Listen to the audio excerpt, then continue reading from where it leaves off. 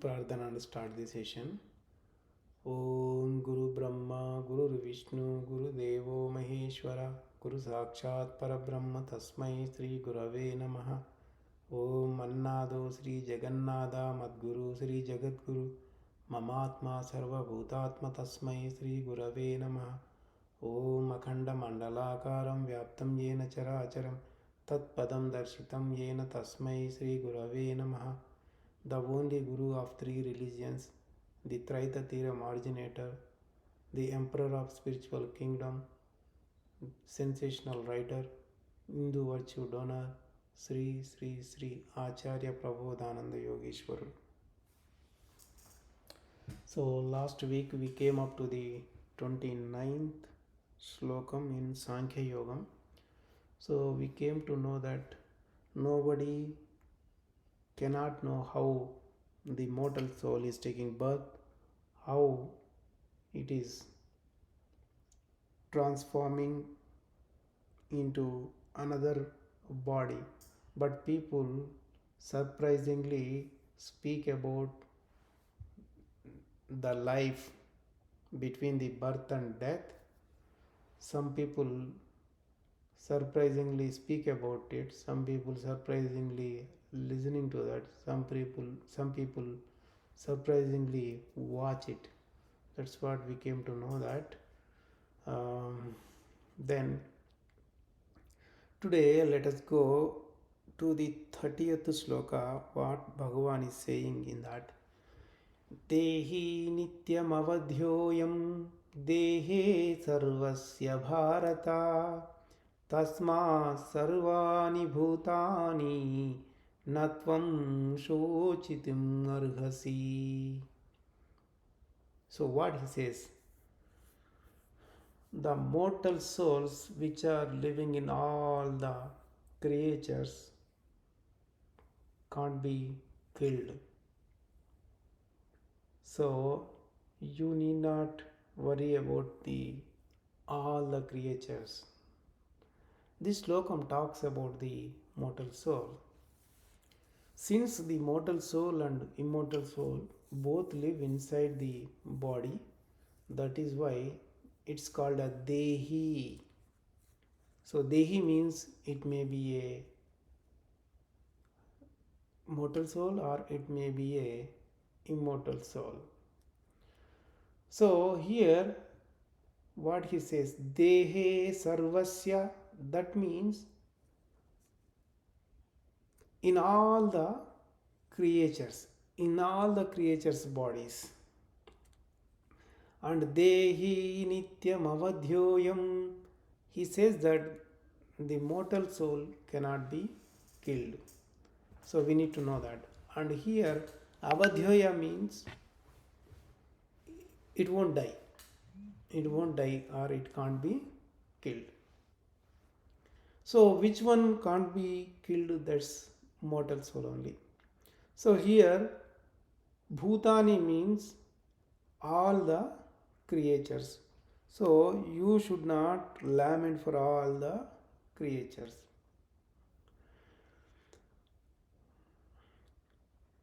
So from 12th slokam until 30th slokam, almost 19 slokas talk about mortal soul, immortal soul and absolute soul. In 19th sloka, what he said is dehi.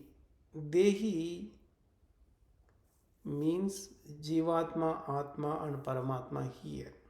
So he referred the word dehi to tell about Jivatma, Atma and Paramatma. So here when he said dehi to represent Jivatma, Atma and Paramatma, there will be a bigger doubt on that. Which shloka talks about whom? And Bhagavan clearly explained the difference among three souls in Purushottama Prapti Yogam chapter 16 and 17th shlokas. Until that, it was not clearly specified anywhere. So, the people who interpreted Bhagavad Gita, since they don't know about this matter, that Bhagavad Gita could not able to explain properly about the characteristics of Atma or Jivatma or Paramatma. And there is one, uh, so there was somebody, the knower of the wisdom, who was very enthusiastic to know the wisdom from a guru. He posed a question to that guru about 20th Slokam in Sankhya Yogam. There it was mentioned that Najayate, that means no birth. And on 27th Slokam, Dhruvam Janma Mrutasya, that means whoever dies will born, whoever born will die. So, the knower of the wisdom, the enthusiast, asked the Guru that how come these two contradicted statements apply to immortal soul? Then Guru replied that whatever is there in the book, you read that. So after that he replied that since I could not able to understand, that's why I am asking you. Then Guru kept silent. He could not answer that. We can understand that since he didn't know that, he could not able to answer the enthusiast.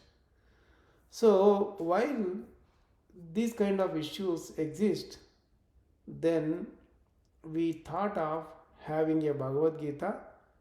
There should not be any confusion and it should be very clear. So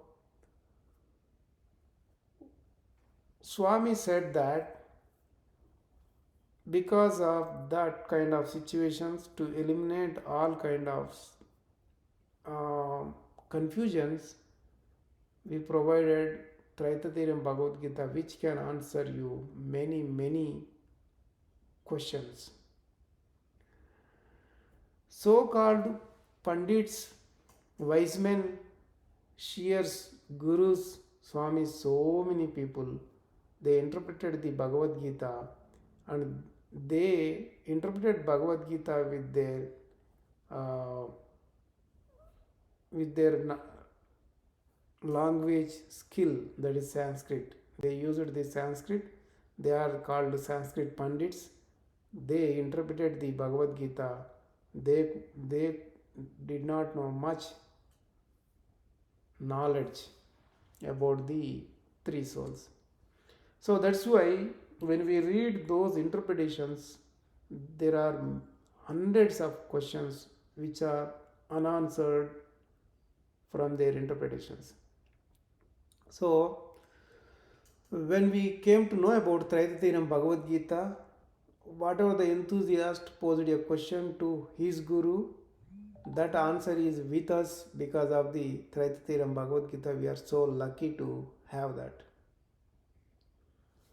And also here Swami provided us 30 specialities of each soul, that is tabled as Jivatma, Atma, Paramatma in separate columns, and each one what characteristics it contains, that is explained over here. So let us go through one by one. The mortal soul, it can be destroyed. Immortal soul cannot be, and absolute soul cannot be. Mortal soul can be killed. Immortal soul can be killed. Absolute soul cannot be killed. Mortal soul cannot be cut, cannot be burnt, cannot be drowned. Immortal soul can be burnt, can be cut, can be drowned. Absolute soul cannot be cut, cannot be burned, cannot be drawn. Mortal soul can be known to wisdom eye. Immortal soul can be known to wisdom eye. Absolute soul cannot be known to wisdom eye. Mortal soul stays at a place, it's inside the body. Immortal soul is spread whole body. Absolute soul is spread inside the body and outside. Mortal soul is not outside the body. Immortal soul is also not outside the body. Absolute soul is inside the body and outside also. There is a shape to mortal soul, there is a shape to immortal soul, there is no shape to absolute soul. We can name mortal soul, we have a name mortal soul, we have a name immortal soul. There is no name to absolute soul.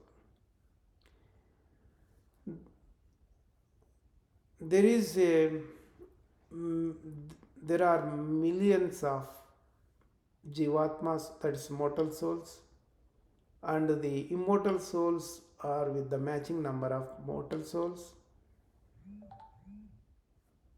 Absolute soul is unique. Mortal soul experiences karma, immortal soul does not, and absolute soul also does not experience karma.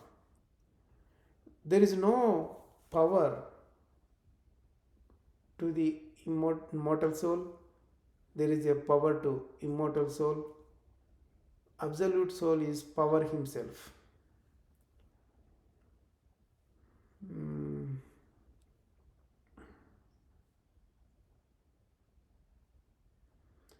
So, mortal soul is the one who performed the crime.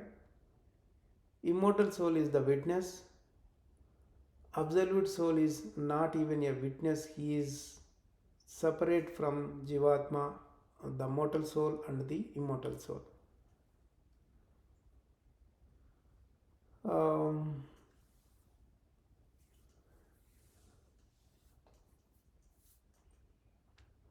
Mortal soul undergoes influence of the emotions. Immortal soul does not go under the influence of emotions. Same with the absolute soul also.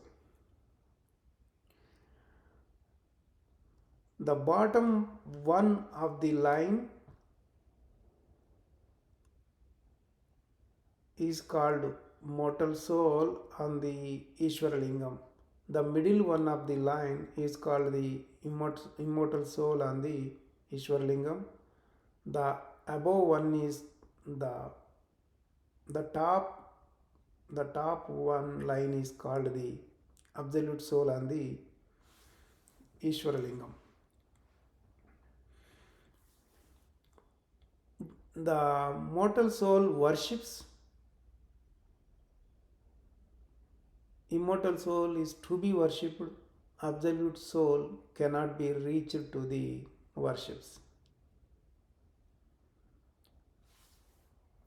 Mortal soul was created. Immortal soul was created.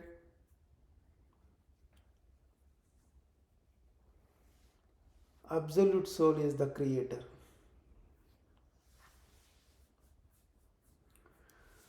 Mortal soul is, we can say, living orgasm. Immortal soul is also called soul. Absolute soul is called God. Mortal soul does not exist after total destruction. Immortal soul also does not exist after destruction. Absolute soul is forever. He will be there even after total destruction. Nature is mother to mortal soul. Nature is a sibling to immortal soul. Nature is a wife to absolute soul.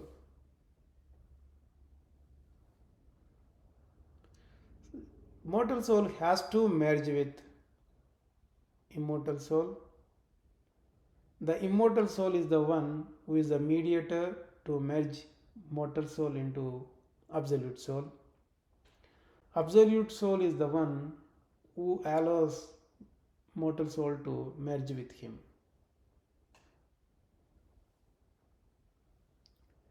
Mortal soul is not there in the empty space.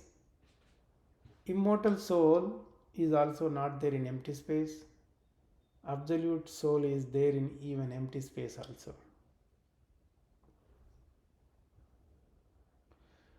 Mortal soul exists inside the body at only one place in the world. Immortal soul exists whole body inside the world, in the world, in a body. He is spread whole body. He is spread in whole body.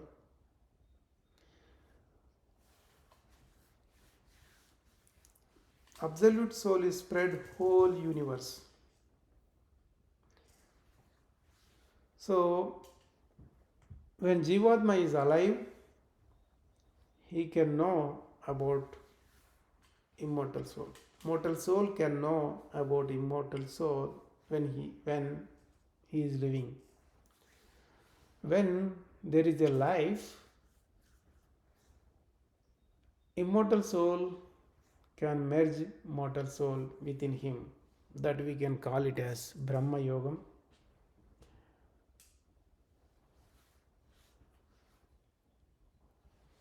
None of the living being can know with life the absolute soul. None of the being can know absolute soul, even if they are living inside the body. So the mortal soul can be worshipped with a puja. Immortal soul can be worshipped with yogam or unification. Absolute soul cannot be reached to any worship or any kind of yogam or unification. Mortal soul is under the clutches of karma. Immortal soul follows the karma. Absolute soul has no relation with karma. Mortal soul carries the bundles of karma. Immortal soul burns the bundles of karma. Absolute soul is fire himself. Mortal soul is called Kshara. Immortal soul is called Akshara. Absolute soul is called Purushottama. Mortal soul is blind. Immortal soul has sight. Absolute soul has no sight and no shape. Mortal soul is known. Immortal soul is known. Absolute soul is unknown. Mortal soul is bound by karma. Immortal soul is bound by mortal soul.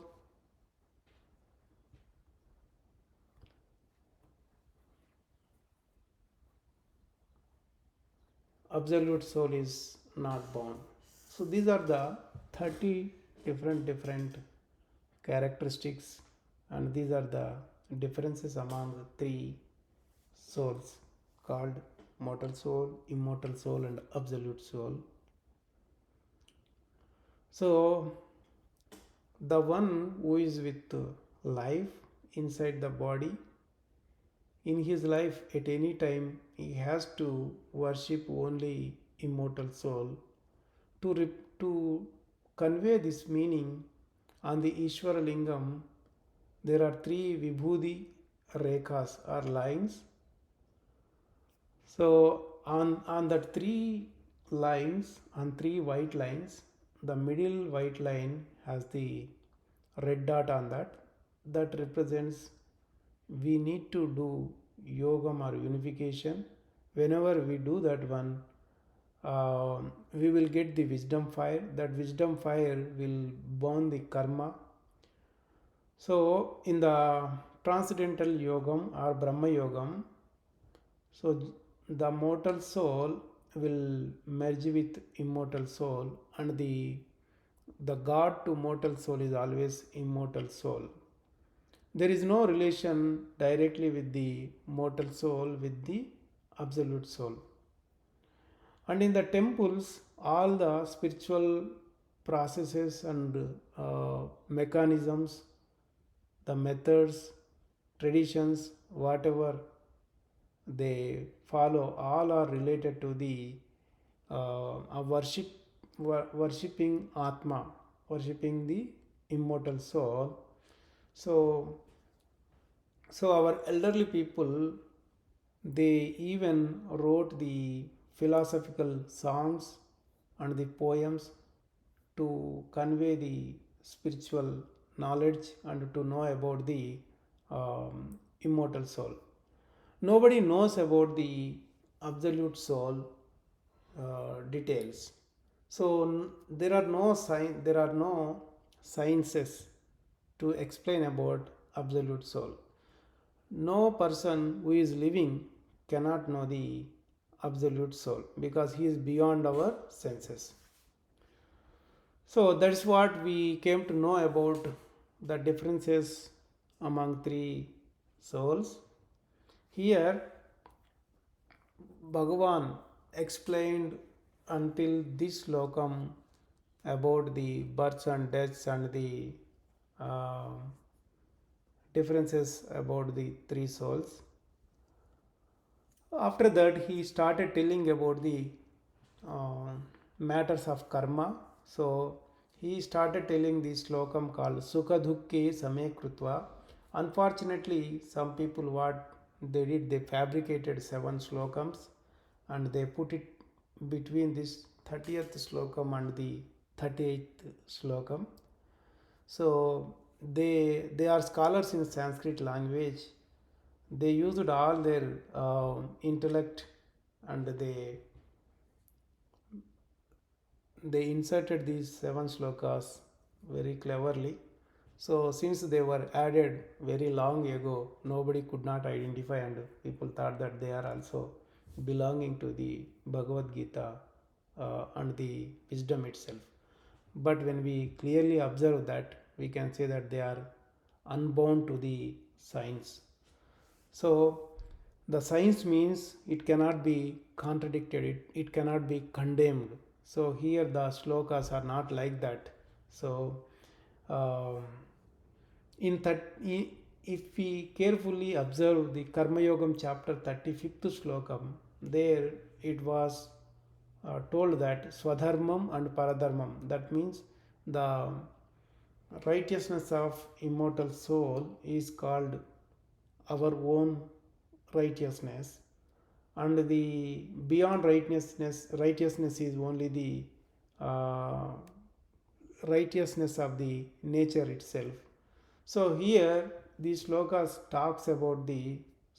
are talking about the uh, fighting battle here, and there they mentioned that um, your self righteousness is doing the battle. So that is totally wrong, because our self righteousness is the soul righteousness, immortal soul, knowing immortal soul and following that and doing unification is called real righteousness, but not the one going for the participating in the battle. So that's not the self righteousness. So if the righteousness is decided, if the dharmas are decided based on the caste and the creeds and tribes, then it will be a great defection to the soul wisdom itself. So that's why these 7 slokas are considered fabricated. And also in Bhagavad Gita, God never said about the 4 castes. Brahmana, Vaishya, Kshatriya, Shudra are 4 castes which are mentioned in Bhagavad Gita in many interpretations, saying that God divided into 4 castes. That is totally wrong. So he said about 4 kinds of colors. So that belongs to Tamasa, Rajasa, Satvika, and Yoga. So these can be identified from all kinds of creatures, not only limited to one country people. So whatever they mentioned, that is totally wrong. So and also they mentioned about kshatriyas, the kshatriyas who are in who do the battle, in the battlefield field. And also, so whoever goes to the heaven, that depends upon the karma what he earned. If he got the good karma, or we can say good merits, he will go to the heaven. If not, he will go to the hell. That depends upon the whatever the karma he earned. But it does not, but it's not true that when you go for the battle and when you die in the battle, when you are killed in the battle, you will be going to the uh, warriors heaven. That is totally wrong. So that's why these 7 slokas are removed from the Bhagavad Gita itself, because they are completely fabricated and they are not scientifically bounded at all. So we need to know the uh, real wisdom itself.